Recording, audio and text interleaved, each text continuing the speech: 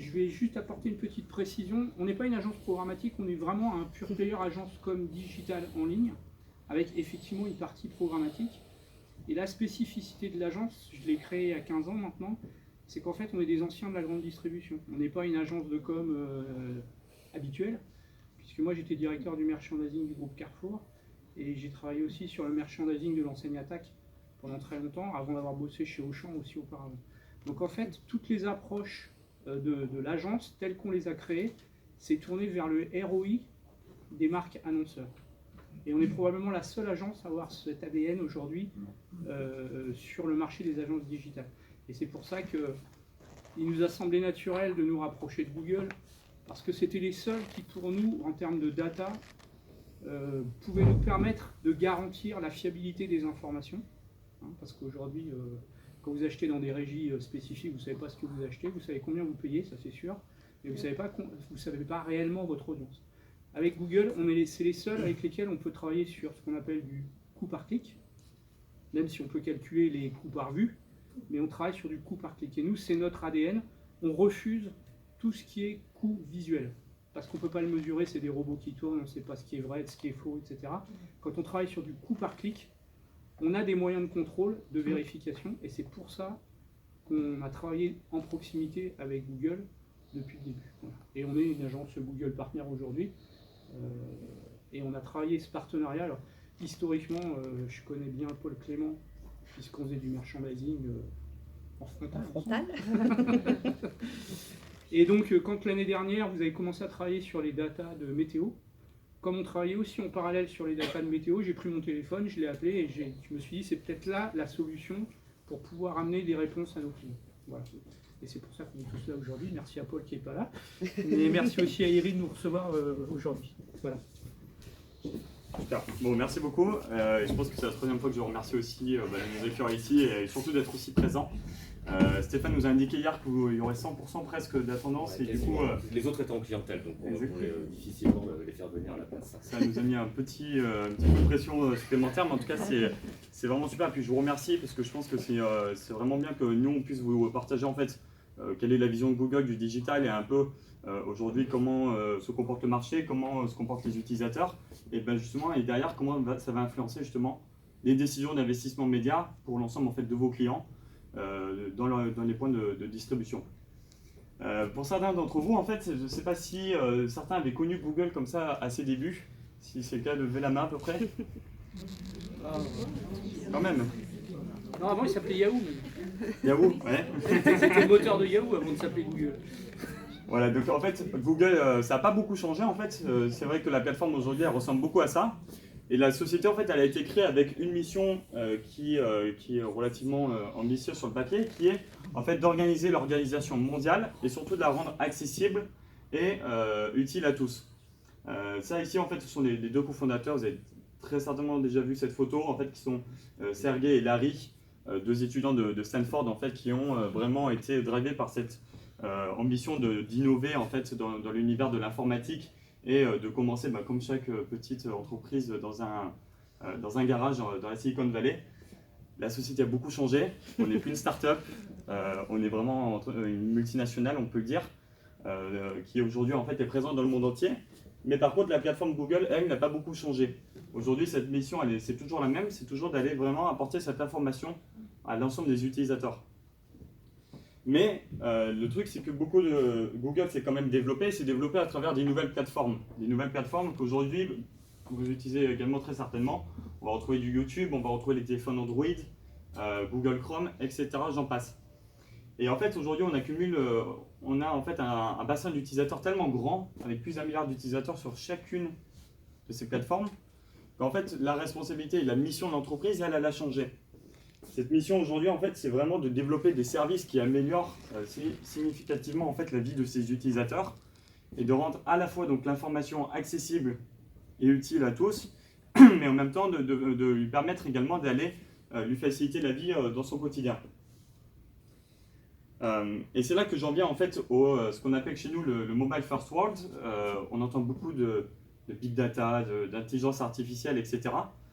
J'aurais vraiment voulu beaucoup en parler, etc. Mais d'un autre côté, en fait, souvent on oublie l'essentiel qui est le mobile. Le mobile, c'est quoi? C'est en fait aujourd'hui, c'est le premier outil qui a complètement révolutionné en fait l'univers du digital. C'est un objet qui vous accompagne au quotidien, que vous sortez en fait de votre poche en moyenne 150 fois par jour pour aller consulter des notifications sur Instagram, pour aller consulter des emails, etc. Et donc le mobile, moi, je le vois au quotidien que ça a complètement changé. Et une donnée significative, c'est qu'aujourd'hui, il y a des milliards de recherches chaque année, des centaines de milliards de recherches chaque année, en fait, qui sont faites directement sur Google. Et plus de la moitié en fait, de ces recherches, aujourd'hui, elles sont faites à partir d'un appareil mobile. Donc c'est vraiment, c'est absolument frénétique, en fait, la dynamique aujourd'hui du mobile sur le digital, en termes de recherche, en termes de consommation des médias, et également en termes d'utilisation au quotidien via les applications. Ça, je pense que c'est beaucoup d'entre vous le matin, premier réflexe. Donc le téléphone, c'est le premier réflexe le matin, mais c'est aussi le dernier réflexe ce soir avant de se coucher, où on va le poser justement sur la table de nuit. C'est pour le réveil. C'est pour le réveil, ouais, je ne suis pas totalement sûr. Encore ce matin, j'ai regardé mes notifications, c'est pour dire. Mais globalement, en fait, c'est vrai que le mobile, il a changé beaucoup de choses, et il y a beaucoup plus de moments auxquels en fait, l'utilisateur il va être connecté au digital. Initialement, c'était à travers un ordinateur, à travers un terminal informatique, et on y allait vraiment, c'était très engageant comme utilisation, on allait s'asseoir à un bureau, on allait faire nos recherches, on allait travailler dessus. Aujourd'hui, en fait, on l'utilise tout le temps, non-stop. On a des cas de situation où on va l'utiliser justement pour directement appeler sa femme pour savoir un peu quelle va être la liste de courses. On peut aller consulter les photos et les partager avec ses amis. Et en fait, tous ces moments-là, ce n'est pas nécessairement les bons moyens, les bons moments pour les marques justement de communiquer auprès des utilisateurs. Donc il est important de justement de détecter en fait, des micro-moments où vous allez utiliser vos téléphones mobiles et où l'annonceur il va être capable en fait, d'influencer votre acte d'achat. Et ça, on les appelle en fait les micro-moments. Les micro-moments, c'est tous ces moments qu'on appelle les I want to, où on va I want to chercher de l'information, I want to acheter quelque chose. Donc c'est tous ces moments où la marque doit être présente pour l'utilisateur. Pour rendre ça un peu plus concret, je vous laisse consulter. Est-ce qu'il y a Internet? Ah oui, mais je l'ai téléchargé, ça fait quoi? La vidéo? Ah non, le PTT est téléchargé. C'est pas grave. Globalement, ce que la vidéo va montrer du coup, en fait, c'est tous ces moments où on sort son portable et je vais dire, je veux aller à telle gare, je veux partir en voyage à tel endroit, je veux avoir de l'information sur comment réparer ma voiture. Et tous ces micro-moments, en fait, Google est présent dans ces micro-moments, que ce soit à travers le réseau de recherche, que ce soit à travers YouTube, à travers des vidéos, que ce soit dans l'apprentissage, que ce soit dans des vidéos inspirationnelles. Ça peut être également à travers d'autres applications comme Google Maps pour aller justement se déplacer. Et donc le mobile aujourd'hui est au centre de tout. Et il est donc hyper important aujourd'hui en tant qu'annonceur d'être présent sur le mobile, d'avoir une stratégie qui est adaptée, et notamment sur du média, sur de la vidéo. Donc beaucoup de vos annonceurs traditionnels en fait, avec qui vous travaillez au quotidien en fait, traditionnellement vont faire des campagnes publicitaires vidéo. Et du coup la bonne question c'est aujourd'hui comment est-ce que je vais choisir quels vont être les bons investissements sur le digital, quel va être le rôle du mobile, etc. Et donc c'est là que j'en viens en fait à la vidéo en ligne, parce que la vidéo en ligne en fait c'est véritablement aujourd'hui le média consommé numéro 1 sur vos appareils mobiles. Et on prévoit que d'ici en fait 2020, il y ait 80% du trafic d'internet qui soit dédié à la vidéo, et à partir d'un terminal mobile. Et donc en fait, cette consommation de la vidéo et cette consommation du mobile en fait, est significative lorsqu'on la compare avec la consommation aujourd'hui par les utilisateurs de la télé. Aujourd'hui, en moyenne, on va passer 3h50 sur le digital versus 3h40 sur la télé. Et encore, on n'inclut pas nécessairement les heures où vous êtes en fait, sur le digital, sur votre ordinateur au quotidien au travail. Et on va parler de tous ces micro-moments, de tous ces moments chez vous où vous allez utiliser votre ordinateur. Et du coup, en fait, la question, c'est comment, en fait, à travers les différents types d'appareils qu'on va utiliser, ça va vraiment impacter la mémorisation de marques et la notoriété l'impact publicitaire auprès des consommateurs. Et donc, il y a une étude qui a été faite, en fait, une étude Caméléon avec l'Institut Ipsos, avec qui il me semble que vous avez un partenariat également, qui justement a voulu mesurer en fait l'impact en fait en termes de l'attention de l'utilisateur en fonction des différents formats. Et donc là, on part vraiment du début de l'univers de la publicité avec également de la radio et jusqu'au mobile aujourd'hui. Et en fait, ce qu'on se rend compte, c'est que plus on va avoir la proximité avec l'appareil qui va être proche, plus le niveau d'attention de l'utilisateur il va être beaucoup plus important. Donc on va le retrouver ici en fait. On a en fait un index de 100 qui a été calibré sur la télé et sur laquelle on a mesuré vraiment le niveau d'attention de ces utilisateurs en fonction des différents formats, que ce soit avec de la télé, que ce soit avec du catch-up, vous avez dû entendre justement sur les achats médias de vos annonceurs, et des formats YouTube, que ce soit des formats, vous devez les connaître, skippable, vous savez ce bouton ignorer l'annonce, ou directement sur un appareil mobile, où l'attention justement elle est vraiment à son comble, parce que vous avez une proximité très forte avec l'appareil, et donc tout le monde qui est autour est complètement coupé. Donc pour vous donner une idée, c'est qu'aujourd'hui il y a 3 fois plus d'attention sur des vidéos ads sur un appareil mobile versus des publicités sur de la télé. Donc comment elle a été faite cette étude? C'est qu'en fait on a pris un bassin de consommateurs et qui ont été installés en fait un tracking comme ça, en fait un dispositif de lunettes tracking qui leur permettait de mesurer à la fois où est-ce que regardait l'utilisateur et ce qu'il regardait précisément sur l'écran. Pour le cas d'un appareil en fait télé, on a également installé une caméra. Donc en fait, l'Institut Ipsos a installé une caméra pour aller traquer le regard de l'utilisateur ou le fait qu'il bouge, etc. Et versus en fait sur un appareil mobile, sur du YouTube, on a en fait directement mis un dispositif à travers la petite caméra pour en fait regarder où était le niveau d'attention de l'utilisateur, ou même s'il ne regardait même pas son écran durant les publicités vidéo. Et donc c'est là qu'en fait le résultat de l'étude, on a comparé en fait justement le niveau d'attention sur de la télé et le niveau d'attention sur du YouTube, sur de la vidéo publicitaire YouTube. Et en fait, ce qui est intéressant de savoir, c'est d'accord, si le niveau d'attention il n'est pas là, il est où? Et c'est là qu'en fait on a justement des nouveaux des actions qui sont le multitasking, le fait de changer de chaîne, ou tout simplement de passer à autre chose, aller faire autre chose en attendant. Et en fait, ce qu'ils se sont rendus compte, c'est qu'en fait, le niveau d'attention était faible parce que lorsqu'il y avait de la publicité à la télé, les utilisateurs, lui, il va faire du multitasking. Vous le faites vous-même très certainement. Hein. Lorsqu'il y a des pubs à la télé pendant un de vos programmes, c'est pas forcément idéal. Donc, qu'est-ce qu'on va faire? On va sortir notre mobile, on va aller regarder notre fil d'actualité. On va aller directement aller s'occuper de préparer son plat le temps que les pubs se terminent. Ce sont en fait des réflexes que vous avez au quotidien et qui se traduisent en fait pour l'ensemble en fait aujourd'hui des consommateurs. Et donc votre niveau d'attention il est de moins de 50% du temps sur de la publicité télé.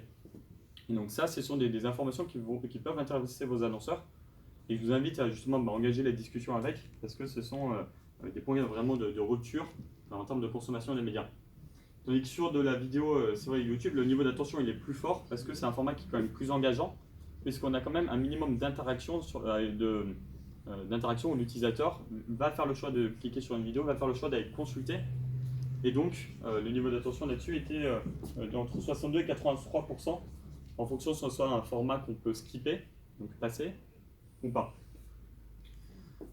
Et en fait, on a directement, justement, je vous en ai parlé de ce qu'on fait à côté. Donc, on accompagne donc la télé avec des publicités YouTube sur mobile. Et c'est là qu'on voit qu'en fait, généralement sur la télé, soit on quitte la pièce, soit on va utiliser notre appareil, l'ordinateur ou le portable, on va changer de chaîne, etc. Et en fait, ça, ce sont des réflexes qui sont beaucoup moins forts sur le digital, puisqu'en fait, on a un niveau d'attention là qui est plus fort. N'hésitez pas, si vous avez des questions, chaque fois, vous n'hésitez pas à lever la main. Top. Et puis en fait, il y a une troisième étude qui a été faite, qui a été justement, d'accord, on a comparé le média traditionnel, donc la télé, avec de la publicité en ligne, du mobile, etc. Et qu'en est-il en fait des différents formats publicitaires entre, justement, vous les connaissez tous, hein, il y a du YouTube, on peut avoir Instagram, on peut avoir du Snapchat, on peut avoir du Dailymotion, il y a différentes plateformes qui ont justement des solutions de vidéo en ligne. Donc on a fait une étude où il y a eu un panel d'utilisateurs d'appareils mobiles un bassin de 500 personnes, qui ont justement, sur lequel on a testé justement le niveau d'attention en fonction des différents réseaux qui ont été utilisés au niveau de la publicité en ligne. Et donc ça a été fait comme avec une méthodologie quasiment similaire, mais encore plus élargie, avec donc un eye tracking, un report qu'ils vont remplir par eux-mêmes, et puis des codes de comportement qui vont être traduits directement. Et en fait, ce qu'il en ressort, c'est qu'en fait le niveau d'attention sur YouTube il est 2 fois plus fort. Alors, c'est un peu un chiffre un peu tape à l'œil. Et je vais vous expliquer pourquoi en fait ce niveau d'attention il est plus fort. C'est pour une raison simple, c'est qu'en fait aujourd'hui lorsqu'on va faire de la publicité en fait vidéo sur les différentes plateformes digitales, on a différents formats publicitaires. Donc c'est-à-dire on n'est pas sur un format standard télé où en fait ce qui va réellement différer c'est l'heure de diffusion, les chaînes sur lesquelles vous allez diffuser ou bien également la longueur du spot publicitaire. Ici en fait sur le digital on a des formats qui sont quand même plus innovants sur l'ensemble des acteurs du marché, sur lequel on va avoir, on peut avoir des boutons pour inciter l'utilisateur à aller découvrir le site internet, on va avoir des formats vraiment qui vont être créés, des créations qui vont être faites pour de la publicité vidéo. Mais en fait ce qu'il en ressort c'est parce que aujourd'hui si YouTube le niveau d'attention il est plus fort, c'est parce que lorsqu'il y a une publicité YouTube, le son est activé. Je ne sais pas si vous avez déjà reçu des publicités sur du Facebook. En fait, le problème, c'est que, bien évidemment, en fait, vous utilisez votre fil d'actualité, mais le son n'est pas activé pour une raison simple, c'est que vous ne pouvez pas, au milieu du métro, au milieu de nulle part, d'un coup avoir le son qui se déclenche alors que vous étiez juste dans une navigation, entre guillemets, passive sur votre appareil mobile. Et en fait, le son, il est capital dans la mémorisation, dans l'attention et dans la considération de marque pour l'utilisateur, parce qu'il a besoin d'avoir le son en plus, et du coup, son taux de mémorisation, en fait, les chances qu'il mémorise la publicité après l'avoir vue est beaucoup plus forte.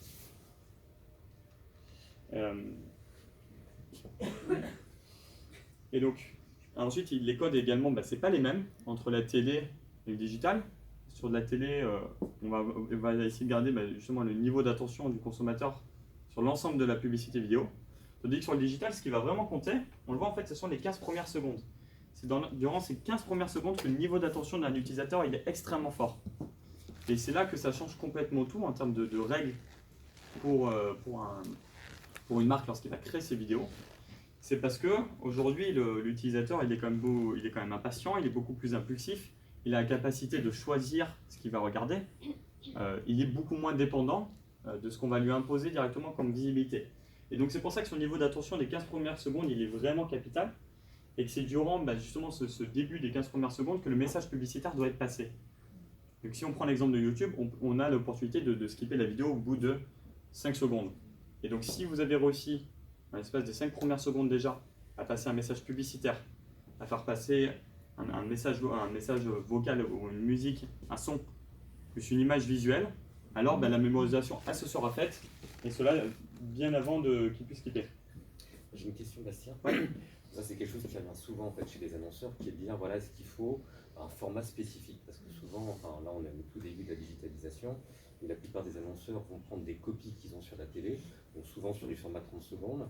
Et de ce que tu en dis, c'est que visiblement, il faut adapter le format publicitaire, du minimum 15, du 15 secondes. Je sais pas quelle est ta recommandation si tu veux intervenir.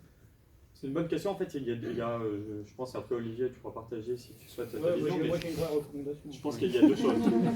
La première recommandation, c'est non, il faut personnaliser. Ça, c'est très clairement, en fait, il faut adapter au digital parce qu'on n'est plus du tout dans les mêmes codes publicitaires. Et donc, la création, elle doit être adaptée au digital. Mais la problématique, c'est que souvent, c'est un investissement de création, etc., qui peut être un frein. Mais lorsqu'on va récupérer une copie TV, nous, on est beaucoup moins pour prendre une copie TV. On pense que l'impact va être bien inférieur. Et après, il y a toujours la possibilité, justement, avec un montage vidéo, avec du recoupage, avec vraiment, on va positionner les messages au bon moment et davantage l'adapter au digital, on va quand même pouvoir récupérer des créas télé, c'est possible. Ouais. En fait, il y a 2 choses. Il y a la partie créa pure et dure et message, et puis il y a l'optimisation économique pour dépenser le moins d'argent possible avec Google, pour en avoir le plus. On va y venir, je vais vous montrer comment.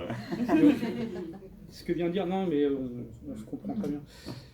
En fait, ce qu'il faut savoir, c'est que les 15 premières secondes, comme l'a dit Bastien, elles sont très très importantes.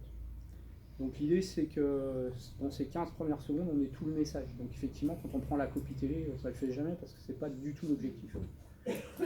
Donc les 5 premières, comme elles sont non skippables, elles sont essentielles. Donc là, il ne faut vraiment pas rater. C'est là où on met la personnalisation, c'est là où on met la force du message. Et après, il faut savoir que dans le modèle économique de Google, vous payez quand la vidéo est vue en entier ou au-delà de 30 secondes. Ce qui veut dire que le meilleur format, c'est 28 secondes. Voilà. Non, c'est juste pour vous dire que, mais il le sait de toute façon puisqu'on en parle tous les jours, mais 28 secondes en fait, vous savez que vous payez grosso modo 20% de ce que les gens vont voir. En moyenne, c'est la grosse statistique. C'est-à-dire si vous payez pour 1000, en fait l'annonceur va distribuer, pas forcément en entier du film, mais va être distribué au moins sur les fameuses 15 premières secondes, 5 fois plus que ce qu'il aura payé. Donc c'est très intéressant si vous optimisez vraiment le film, parce que derrière, vous allez avoir une part de voix, une répétition, une sorte de GRP digital beaucoup plus puissant, qui fait que derrière, ça devient plus intéressant que la télé. Mais si vous faites par exemple un film de 15 secondes et tout le monde le voit 15 secondes, à chaque fois vous payez. Donc il y a une façon de travailler le film spécifiquement pour optimiser le nombre de vues.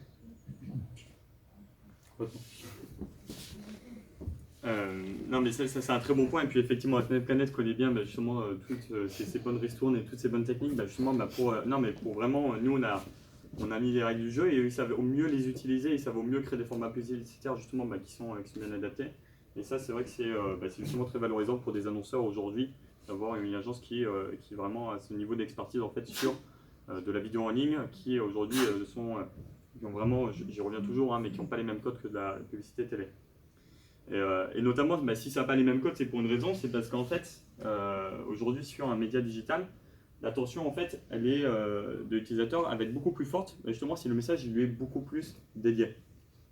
On a un topo, mais qui est plus ou moins le topo en fait de tous les utilisateurs digitales, c'est réussir à toucher en fait la bonne personne au bon moment avec le bon message. Ça c'est vraiment c'est le topo sur lequel on travaille toujours et qui est en fait notre point de concentration, de focus lorsqu'on va vraiment faire de la stratégie digitale. Et donc si je reviens plus précisément sur du YouTube, si aujourd'hui en fait on a cette capacité à pouvoir apporter justement un message qui est adapté à l'utilisateur et au bon moment, c'est parce que pour rappel, en fait, Google en fait cumule un très grand nombre de données à travers en fait les requêtes que font ses utilisateurs, à travers les navigations de recherche, à travers ses habitudes de navigation sur Internet, mais pas seulement sur Google, mais sur l'ensemble des réseaux, que ce soit sur Google Maps, sur Android, etc. Ces données sont bien évidemment confidentielles, on pourra y revenir si vous avez des questions plus précises là-dessus, mais le point est que en fait, sur l'ensemble de ces données qu'on va pouvoir collecter, on va réussir à créer en fait des groupements d'utilisateurs extrêmement précis qui vont vous permettre en fait de vraiment toucher le bon utilisateur au moment clé de sa décision d'achat. Et c'est en s'appuyant vraiment là-dessus qu'en fait YouTube a fait son credo, parce qu'en fait on est capable de savoir aujourd'hui qui est l'utilisateur. Je ne parle pas du nom et prénom bien sûr, mais on parle plutôt d'âge, de sexe, de tout ce qui est en fait des données démographiques. Mais également où est-ce qu'ils sont en ce moment, quel type d'appareil est-ce qu'ils utilisent, quelles sont leurs habitudes, et surtout ce qu'ils veulent. Et ça c'est clé, parce que savoir aujourd'hui ce qu'un utilisateur il veut, c'est clé pour un annonceur, et avoir la capacité en fait d'avoir un ciblage suffisamment précis pour influencer la personne qui n'est pas totalement décidée dans son acte d'achat, qui n'est pas complètement influencée par votre marque, c'est clé. Je ne vais pas venir en détail en fait sur les ciblages, je pense que Planète en reparlera tout à l'heure plus en précision, mais c'est vraiment ça aujourd'hui la force du digital, et je parle vraiment pas seulement de YouTube, de l'ensemble des acteurs, c'est parce qu'on a justement l'ensemble de ces données qu'on va pouvoir collecter sur les utilisateurs. Et plus précisément, en fait, YouTube, on vient de passer en fait le cap des 37 millions d'utilisateurs chaque mois sur la plateforme. C'est absolument énorme en fait. Jamais on aurait pensé que la plateforme serait devenue aussi grosse. En France. En France, bien évidemment en France, parce que sinon c'est 1 milliard à l'échelle mondiale. Et globalement, en termes de taux de couverture, on a près de 76% de la population française qui est couverte en fait sur YouTube. Et donc un Français sur deux va consulter YouTube tous les jours, donc que ce soit à différentes utilisations possibles, que ce soit d'ordre éducatif pour apprendre à réparer sa voiture, que ce soit d'ordre de regarder des blogs, que ce soit pour regarder des idées de voyage. Les utilisations elles sont multiples. Et donc, là, pardon, on est sur les utilisateurs uniques. Utilisateurs uniques. D'accord, c'est pas les répéteurs, c'est vraiment non. toute pénétration mensuelle en fait. Exactement, on est sur les utilisateurs uniques et en fait, souvent ce qui fait beaucoup peur, c'est en fait on a l'impression qu'il y a beaucoup d'a priori, et moi je pense qu'il faut se battre contre ces a priori. C'est que YouTube, c'est une plateforme pour les jeunes, etc.